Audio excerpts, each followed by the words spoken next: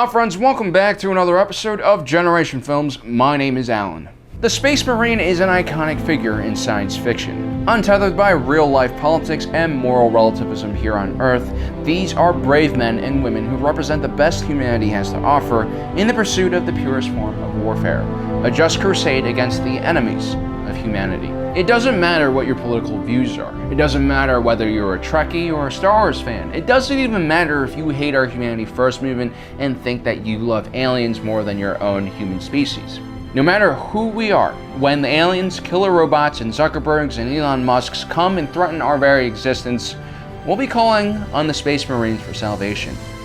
Which is why today we'll be starting an epic series that will be looking in depth at 5 different Space Marine organizations, and with your help, we're going to determine once and for all which one is the best. Now, we're going to be looking at 5 different factions, including Star Wars, Aliens, Avatar, Halo, and of course, Warhammer 40k. There's going to be 2 videos for each one of these factions, one looking at their 10 flaws, and another one which will be discussing their 10 advantages. At the end of each video, including this one, we'll have a poll where you, the viewer, gets to vote on a score for each faction. And at the end of the series, we will tally up all of these scores together and determine which Space Marine organization is the best. So don't forget to subscribe, hit that notification button down below so you're notified whenever we come out with a new video in this series. You're not going to want to miss this. Now today we start in familiar territory, especially for all of you Generation Tech fans out there. We'll be looking at the Star Wars franchise. And although the Stormtroopers are the most iconic soldiers in the franchise, the Clone Troopers are far more competent soldiers, which is why we'll be looking at them instead. Every clone trooper was cloned from the genetic material of the famous bounty hunter Jango Fett, who was considered one of the most elite warriors in the galaxy. Now, in theory, every clone has inherited all of the positive Fett traits and none of his weaknesses. The Kaminoan cloners were supposedly amongst the best in the Star Wars galaxy, but it's completely possible that they have missed some genetic markers for certain weaknesses or shared diseases in the Fett DNA. Having a single genetic template makes it very easy for an enemy faction to manufacture a specific virus or bacteria that targets just the Fett DNA, which is one of the major reasons why Emperor Palpatine would go on to phase out the clones for the Stormtroopers instead. In warfare, the less your enemy knows about your troops, the better. In the case of the Clone Troopers, if you know one of them, you kind of know them all already, which really does put the clones at a severe disadvantage. Now, scientifically speaking, genetic diversity is an important part of creating a strong and resilient society. That's why incest is frowned upon by most cultures. That's also why when a writer accidentally includes incest as a major plot point in their storyline, they'll try to retcon it somehow. There's even studies that show a positive correlation between interracial couples and their offspring being taller and healthier. As a matter of fact, mixed-race children usually have less birth defects and genetic disorders. So instead of depending on one template for clones, the Republic really should have used a variety of different DNA samples that were as diverse as possible. It was also relatively hard for a clone trooper to go undercover because they were immediately recognizable for anyone familiar with what a clone trooper is supposed to look like. Now, most of the Space Marines on this list are recruited from civilian or citizen populations, and not made in a test tube like the Clone Troopers are. The benefit of drawing from your population for soldiers is you don't have to start from scratch. There's no waiting period where you have to literally sit there and watch them grow.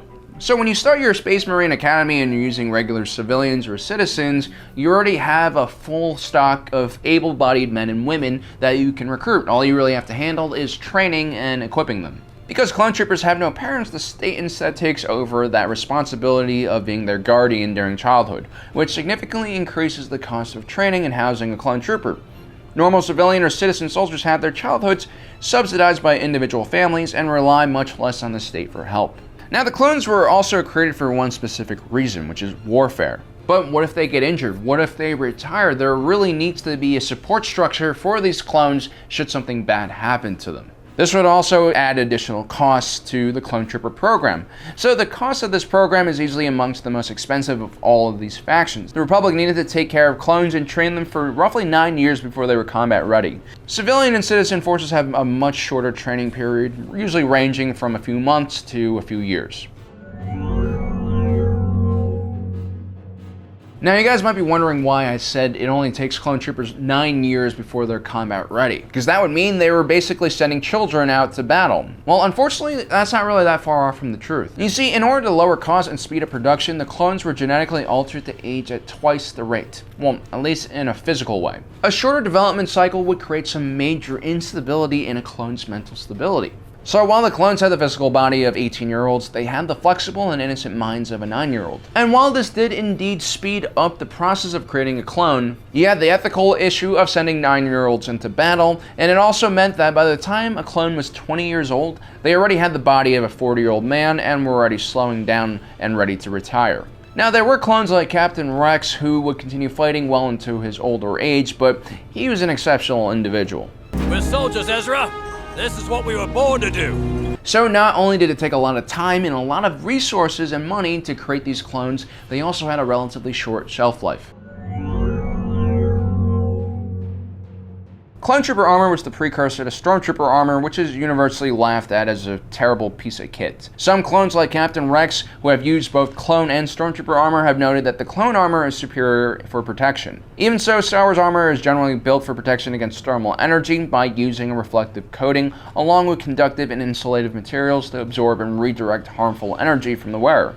While the armor does have limited protection against blasts, shrapnel, and kinetic rounds, it's definitely on the flimsier side of Space Marine armor. After all, the outer shell of this armor is made out of Duraplast, which is just a fancy way of saying plastic. Although clones were well versed in hand-to-hand combat, they weren't especially proficient in this area of combat. Despite being created from a terrific genetic stock, clones are by no means superhumans like their Jedi counterparts. They were about above average strength and agility for a human being and had great martial skills, but were often bested by aliens and machines in melee combat. This is more about the genetic weaknesses that we have as human beings. This is also because the clone troopers depended heavily on long-range weapons. The Grand Army of the Republic was not geared or suited towards melee combat, and their arsenal lacked any good melee combat protection or weapons. Clone NCOs and commanders were terrific in the field. They understood their men in a way only clones could understand their other clones. But at a battalion level, clones were oftentimes led by Jedi commanders. While Jedi made excellent individual fighters, they weren't necessarily great military commanders. First, the Jedi Code oftentimes limited their ability to be effective combatants. But again, that's not a huge issue. Anyone can alter a code by doing a bit of moral gymnastics to justify any type of action you want to take, really.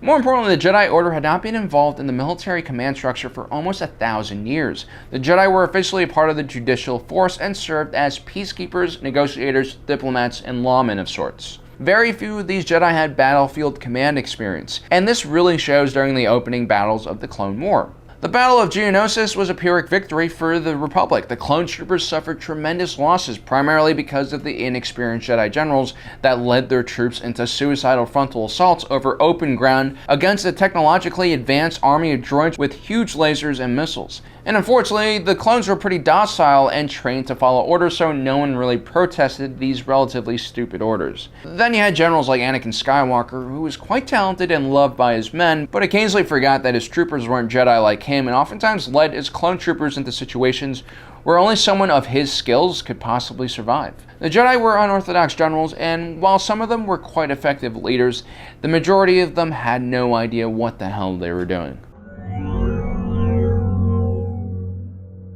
Another reason Emperor Palpatine decided to phase out the clones was because of Order 66. Now you might be thinking, well, didn't Palpatine create Order 66 in order to destroy the Jedi? You would be correct. That was probably one of the major reasons why Palpatine chose the clones. He was able to plant biochips into their brains that had a series of orders that could be triggered by the Republic government. This was known as the Contingency Orders of the Grand Army of the Republic, and there were 150 orders in all. Palpatine created the other 149 orders so he could hide Order 66 within the rest of them without raising any suspicion. There are actually several rules that were aimed at dissolving the Senate and also even the Chancellor office. Now, this universal code, if fallen into the wrong hands, could easily control the entire Grand Army of the Republic and even destroy Palpatine's rule, something that Palpatine saw as far too risky, especially after the galaxy found out about Order 66.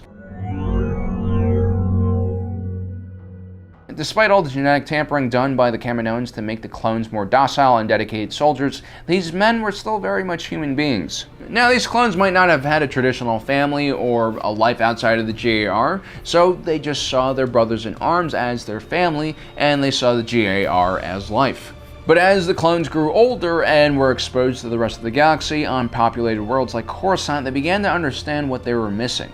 Their basic human urges to, for instance, start a family, so some clones actually deserted in order to do that. Other clones became disillusioned by the Grand Army of the Republic's mission and even betrayed their clone brothers. Others saw Order 66 and the control chips in their brain as a huge breach in trust by the Republic. Others began to worry about their future as their bodies began to rapidly age. The clones were created as an ends to a mean by Palpatine to destroy the Jedi, but no one really thought about what would happen to them after the fighting was done. What do you do to a clone when there's no war to fight? Do they just retire, or do you exterminate them, or do you try to reintroduce them into society somehow? Overlooking these questions and not answering them will have severe consequences for the morale of this fighting force, and possibly even lead to rebellion or mass desertion.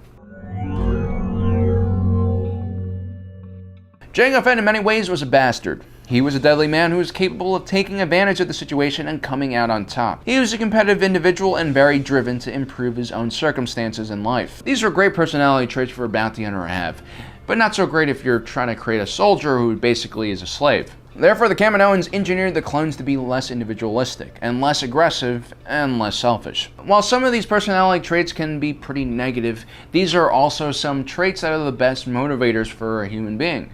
Consequently, because most clones had similar base personalities, they were easier to predict than other factions.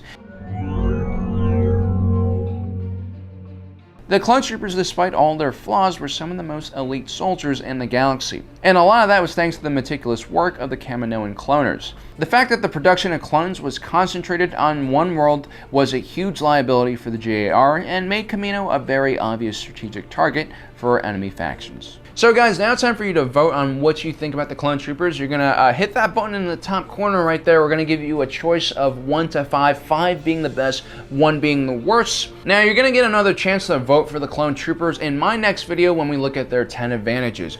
And don't forget to stay tuned for Ben's next video where he'll be looking at the 10 flaws of Starship Troopers. So don't forget to subscribe and hit that notification button so you don't miss out on the rest of this awesome series. Anyway guys, I hope you enjoyed today's episode. My name is Alan, reminding you that life is a movie and you are the protagonist.